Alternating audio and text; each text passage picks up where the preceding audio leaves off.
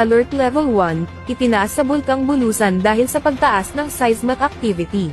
Naglabas ng advisory ang Philippine Institute of Volcanology and Seismology noong Miyerkules, patungkol sa tumaas na seismic activity sa Bulkang Bulusan.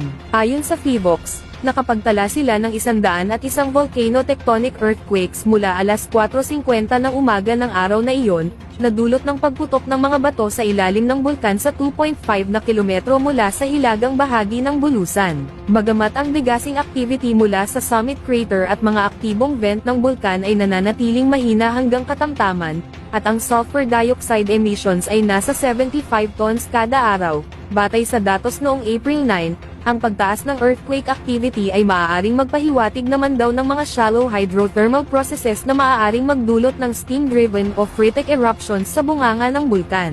Dahil dito, itinaas ng PHIVOLCS ang Alert Level 1 o Low Level Unrest sa Bulusan, na nangangahulugang may posibilidad ng phreatic eruptions.